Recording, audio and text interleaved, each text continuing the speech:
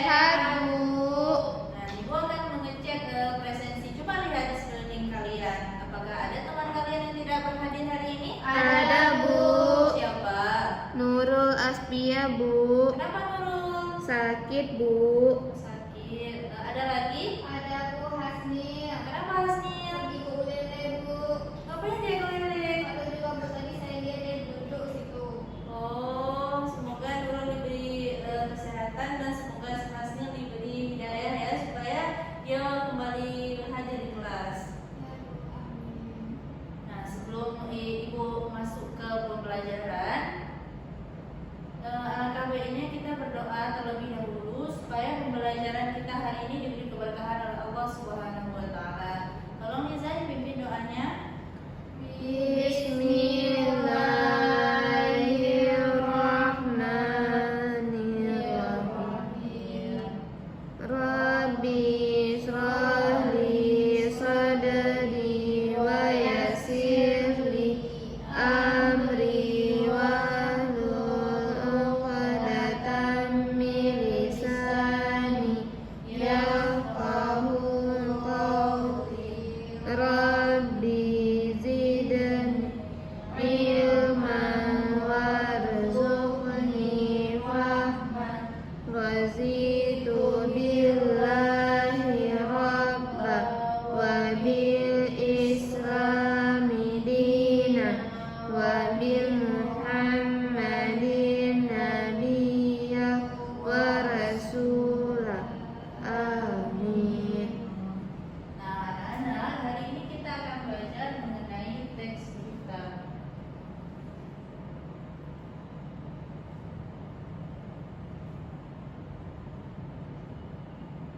Kita akan belajar mengenai teks berita. Sebelum kita membahas lebih lanjut tentang teks berita, Ibu mau bertanya dulu nih. Nah, anak-anak semua pernah membaca atau mendengar berita?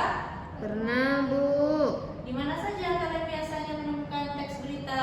di sosial media, Di mana lagi? di televisi, Koran Bu. Di mana lagi? di televisi, Bu. Di televisi Bu. Nah, betul sekali. Kira-kira teks berita itu untuk apa sih? Supaya orang tahu. Iya. Ya Bu. Nah, apa berita yang baru-baru ini sedang hangat-hangat dibicarakan? Banjir Bu. Oh, banjir, longsor, apa Boleh, lagi? Bu. Kelaparan.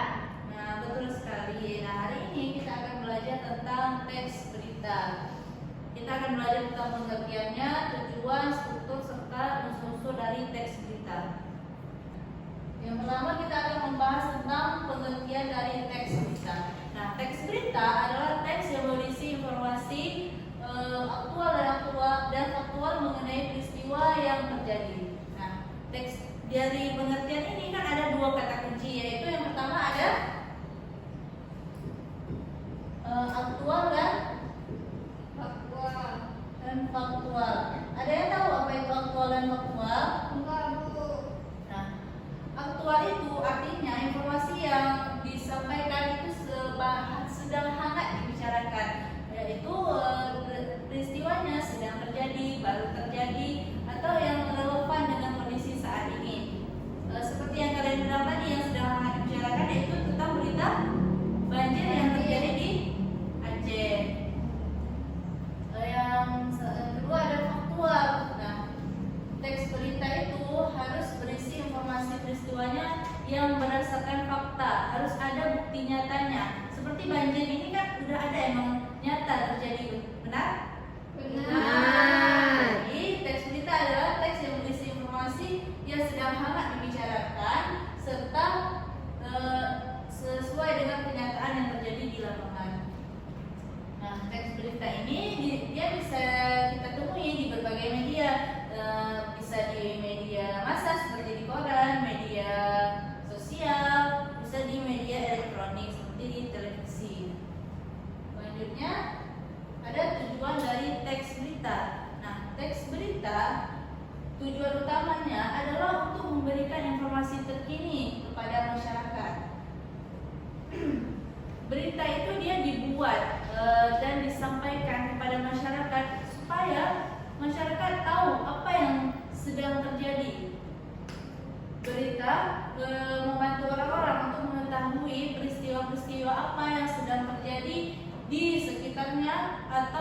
seluruh dunia.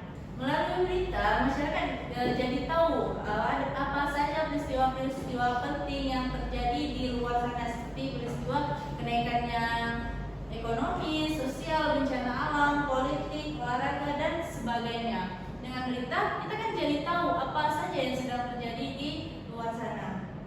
Jadi fungsi utama dari berita itu untuk masyarakat tetap up to date dan mengenai peristiwa-peristiwa apa yang sedang terjadi. Jadi masyarakat tidak ketinggalan perkembangan yang terjadi di dunia. Ibu akan memberikan contoh dari teks berita. Ibu akan membagikan teksnya. Nanti Ibu akan menyuruh kalian baca. Baik, Bu.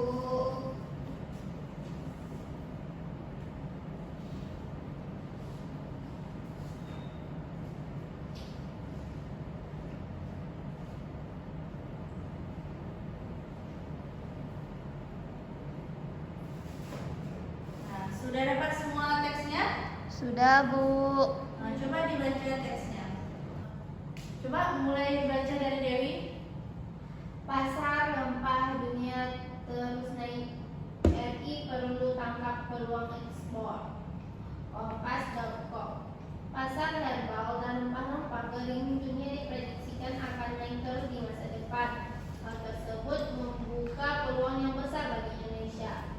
Hal tersebut disampaikan ahli dari Fakultas Teknologi Pertanian Universitas Gadjah Mada UGM, Profesor Jagau Wiseso Marsino. Pangsa pasarnya itu diperkirakan ada 8,4 miliar dolar AS pada akhir 2028. Kata Jagal dalam webinar series 2 Kosmopolis, rempah bertajuk dari kerja paksa hingga bisnis petani, perdagangan rempah dan ketahanan pangan, Rabu tanggal 21 bulan 2 2024. Coba lanjut Liza.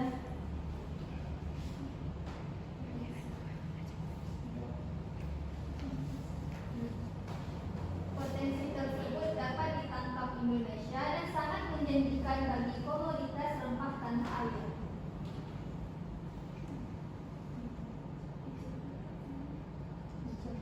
Jika mengusulkan rempah-rempah dapat tumbuh dengan subur di negara tropis seperti Indonesia. Perawatan dan ketahanannya juga mudah diusahakan dengan skala kecil dan skala besar. Papar Jagal dikutip dari situs web UGM. Selain itu, sejauh ini rempah-rempah masih menjadi komoditas ekspor andalan Indonesia.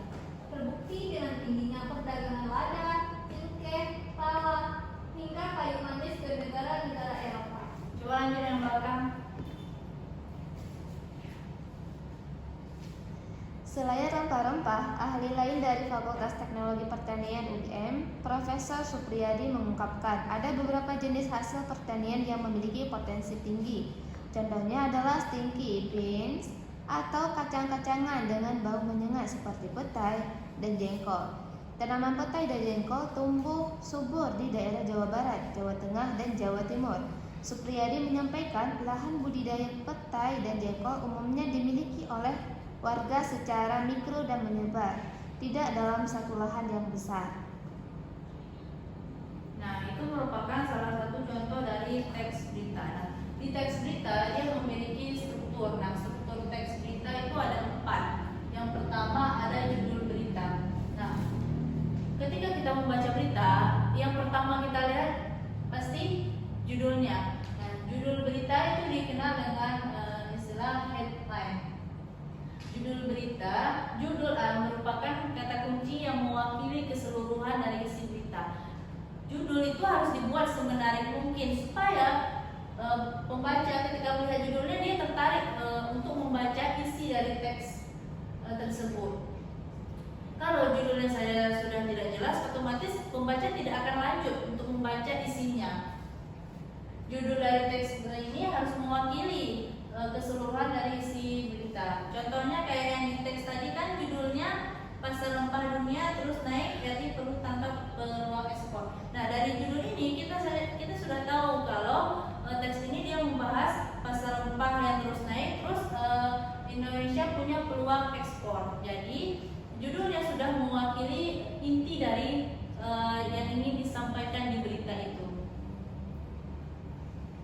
Yang kedua ada teras berita, lead atau kepala berita. Nah, setelah judul, paragraf pertama dalam teks berita itu dikenal dengan teras berita atau lead. Di bagian ini berisi informasi penting. Semua informasi yang penting itu ada di teras berita. Kenapa? Karena tidak semua pembaca itu mau dia membaca seluruh isi teksnya. Jadi berita penting, informasi paling pentingnya diletakkan di paragraf pertama. Di teks yang Ibu bagikan tadi kan pasar herbal dan rempah kering di dunia diprediksi akan naik terus di masa depan. Hal tersebut membuka peluang yang besar bagi Indonesia. Hal tersebut disampaikan ahli dari Fakultas Teknologi Pertanian Universitas Gadjah Mada, Profesor Dejaga Luis Seso Marseno. Nah, dari satu paragraf itu saja kita sudah mengetahui inti dari beritanya, yaitu tentang pasar rempah yang akan terus naik, terus Indonesia punya peluang, dan yang menyampaikan itu profesor ahli dari UGM. Di link itu biasanya sudah ada beberapa atau keseluruhan dari unsur 5W tambah 1 hal. Adapun fungsi dari link ini, dia menangkap perhatian pembaca. Jadi pembaca ketika sudah membaca paragraf awalnya tertarik untuk membaca bagian selanjutnya. Habis itu fungsi selanjutnya menjadi jembatan untuk lanjut ke tubuh berita. Selanjutnya ada tubuh berita. Nah, tubuh berita ini merupakan bagian paling panjang dari teks berita. Di sini dijelaskan informasi yang lebih mendetail. Di teras berita sudah dijelaskan ringkasannya. Nah, di tubuh berita dijelaskan lagi lebih detail, ditambahkan datanya, konteksnya ditambahkan kutipan dari ahli-ahli yang lain. Nah, contohnya di teks yang kalian baca yaitu di paragraf kedua dan juga sampai paragraf keempat. Nah, itu merupakan contoh dari tubuh berita. Adapun fungsi dari tubuh berita ini, dia tuh menjelaskan detail peristiwa, memberikan data, fakta, dan angka yang memperkuat berita, serta dia memberikan konteks yang lebih dalam, sehingga pembaca tidak hanya tahu inti dari berita, tetapi juga tahu latar belakang dan mengapa berita itu penting. Yang terakhir ada ekor berita. Nah, ekor berita ini merupakan paragraf terakhir dari teks berita. Nah, dia ini cuma berisi informasi tambahan, yang mana kalau informasi tambahan ini tidak ditambahkan pun, inti dari teks berita itu tetap tersampaikan. Jadi ekor berita ini cuma untuk memperluas wawasan, bukan informasi yang pentingnya. Contoh di teks tadi kan tentang informasi tentang pete dan jengkol, yang mana itu bukan informasi utama yang menjadi fokus utama yang ingin disampaikan di berita itu, tetapi hanya untuk menambah wawasan kepada pembaca untuk mengetahuinya. Nah, di dalam teks berita, struktur teks berita itu dikenal dengan istilah piramida terbalik, yang mana bagian paling penting diletakkan di paling atas, sedangkan yang tengah informasi penting, yang terakhir kurang penting. Jadi ingat, struktur dari teks berita itu dikenal dengan istilah piramida terbalik, yang mana paling atas paling penting, yang kedua penting, yang ketiga kurang penting. Dapat dimengerti? Dapat. Selanjutnya ada unsur-unsur dari teks berita. Nah, teks berita dia punya unsur-unsur, yang mana unsurnya dikenal dengan istilah 5W tambah 1 hal. Nah, 5W tambah 1 hal ini di bahasa Indonesia dikenal dengan istilah Adik Simba. Adik Simba. Yaitu apa aja? A-nya Apa? apa? B-nya Di mana? K-nya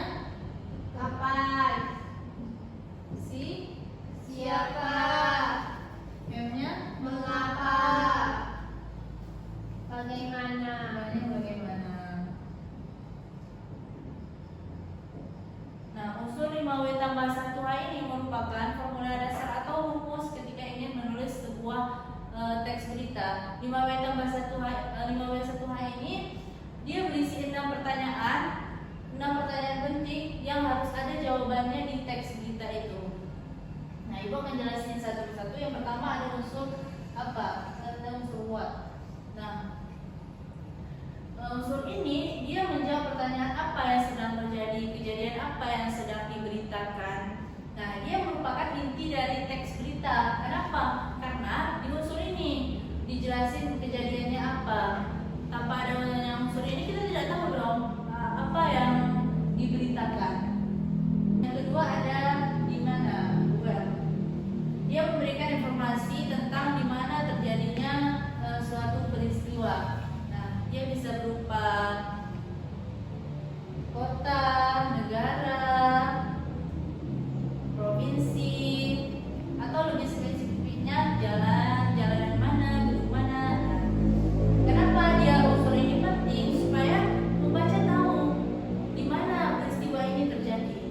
Jadi pembaca tidak hanya tahu kejadiannya, tetapi tahu di mana tempat terjadi peristiwa tersebut.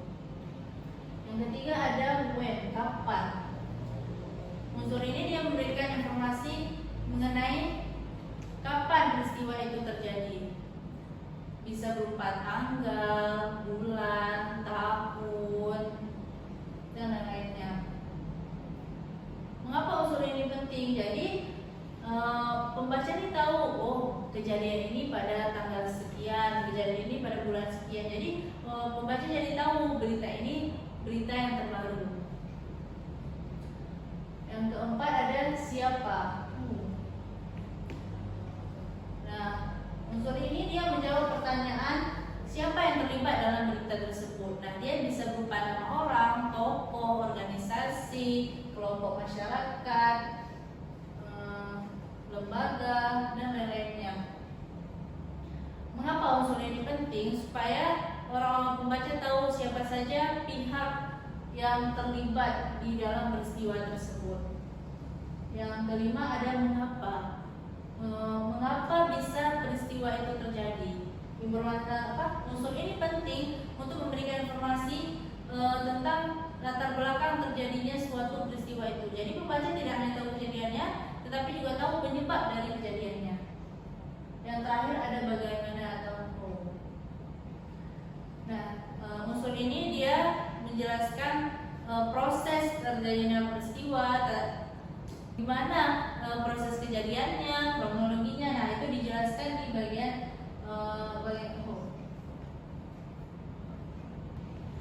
jadi yang semua Ibu jelaskan sudah paham? Sudah, Bu. Nah, Ibu akan membagikan kalian tugas menganalisis sebuah teks berita. Nah, kalian analisis strukturnya, unsur-unsurnya, kan dari Ibu jelaskan kan? Nah, kalian analisis yang mana strukturnya, yang mana unsur-unsurnya. Paham?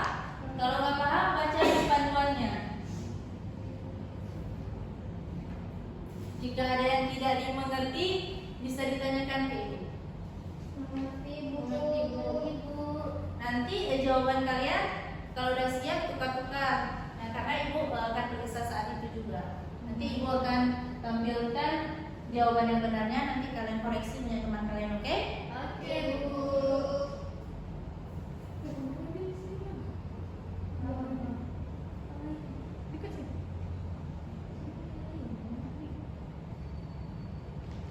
Hasil mengerti hasilnya?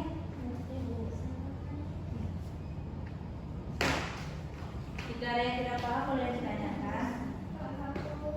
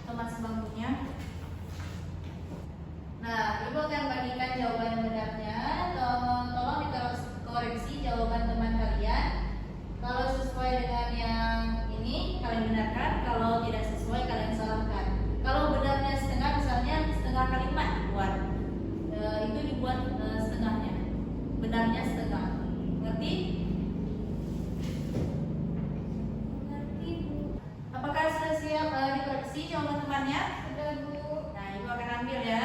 Sudah, Bu.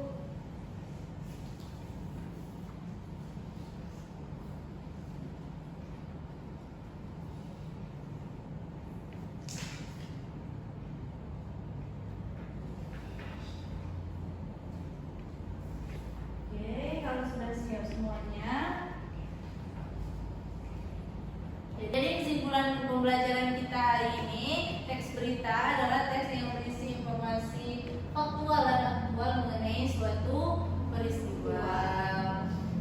Di mana aja kita bisa menemukan berita? Di koran, di televisi, di media internet, lain-lain, Bu. Bagus sekali. Nah, tujuan dari teks berita adalah memberikan informasi kepada Pembaca kepada masyarakat. Nah, struktur teks berita ada berapa tadi? 4. Apa saja?